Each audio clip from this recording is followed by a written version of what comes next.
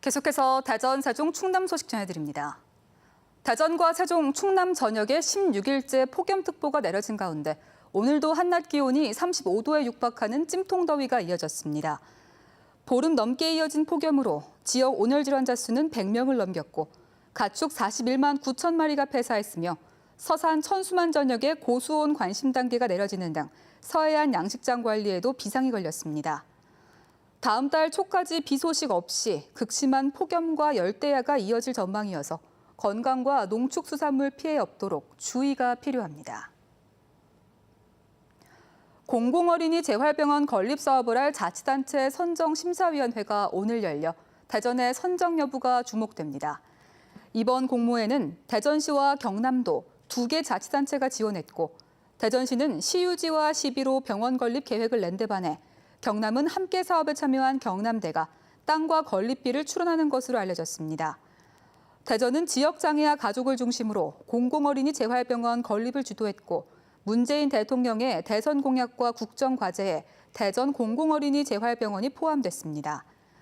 하지만 대전이 선정되더라도 정부 운영비 지원 문제와 재활병원 규모가 낫병동을 포함해 50개 병상에 불과해 장애아 재활 수요를 충족하기에 부족하다는 지적이 나옵니다. 도안 호수공원 아파트로 불리는 대전 갑천지구 3블록 아파트가 견본주택을 공개하고 분양 절차를 시작했습니다. 청약 로또로 불릴 만큼 뜨거운 관심을 반영하듯 첫날부터 인산인해를 이뤄서 분양시장에 광풍을 예고했습니다. 김윤미 기자가 보도합니다. 평일 오전 견본주택으로 향하는 차들로 도안동 일대 도로가 대혼잡을 빚었습니다. 급한 마음에 도로가에 차를 두고 견본주택으로 종종 걸음을 쳐보지만 이미 견본주택 주위를 돌고 돌아 뙤약볕 아래 수백 미터의 줄이 생겨났습니다. 또한 호수공원 아파트로 불리며 대전 부동산 시장의 최대 관심사로 떠오른 갑천지구 3블록 아파트 견본주택 공개 첫날.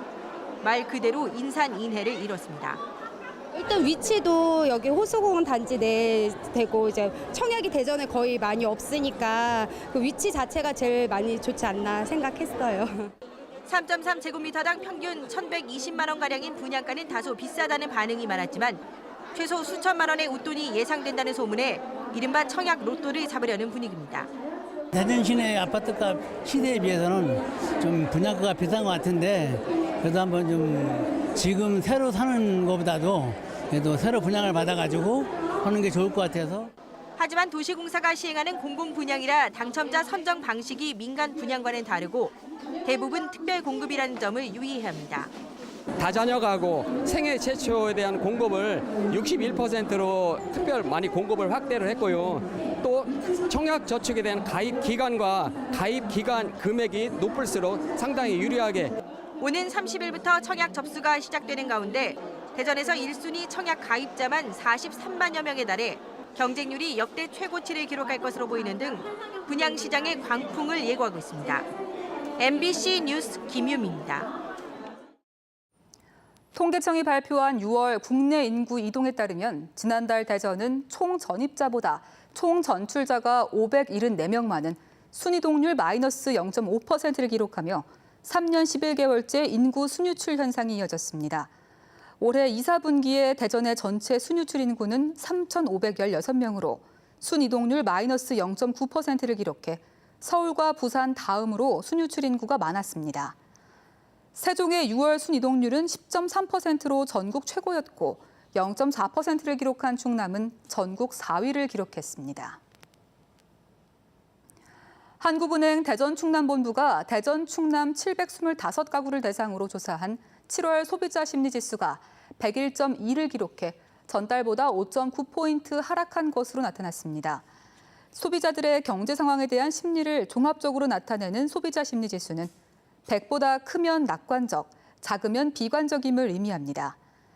6개 소비자 동향 지수 가운데 현재 생활 형편이나 가계 수입 전망 등은 1에서 5포인트 떨어졌지만 현재 경기 판단은 전달보다 10포인트 하락한 76, 앞으로의 경기 전망은 12포인트 떨어진 87을 기록하며 낙폭이 컸습니다.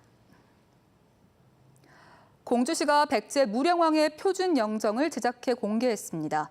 무령왕 영정은 공주시가 공주대학교에 의뢰해 김영화 작가가 가로 104cm, 세로 165cm 규모로 제작했습니다. 공주시는 영정 속 무령왕의 모습은 국가 운영에 힘쓰고 왕성히 활동하던 50대 중반의 나이로 설정했으며 삼국사기와 출토 유물 등 역사적 기록에 근거해 근엄하고 당당한 모습이 드러나도록 제작했다고 설명했습니다. 다음 달 15일 부여 구들의 둔치에서 열리는 제64회 백제문화제 개막식에서 대규모 불꽃축제가 열립니다. 충남도와 한화그룹은 충남도청에서 후원금 기탁과 공식 후원사 인증 행사를 하고 백제문화제 개막식의 피날레에서 불꽃과 내레이션, 특수조명 등이 어우러지는 스토리텔링 방식의 불꽃축제를 개최하겠다고 밝혔습니다. 대전 지역 11개 시민단체와 대전 중구 주민들이 기자회견을 열고 원구성 과정에서 파행을 겪고 있는 대전 중구의회에 조속한 정상화를 촉구했습니다. 이들은 감투 싸움과 권력 다툼에만 눈이 먼 중구 의원들의 모습에 분노를 느낀다며 오는 30일 임시회 때까지 원구성을 마무리하고 구민들에 대한 사과와 함께 7월 수당과 의정활동비를 반납하라고 요구했습니다. 개원 이후 2주 넘게 원구성을 못하며 파행을 빚고 있는 대전 중구의회 소속 한 의원이 의정비를 반납해 추가 의정비 반납으로 이어질지 주목됩니다.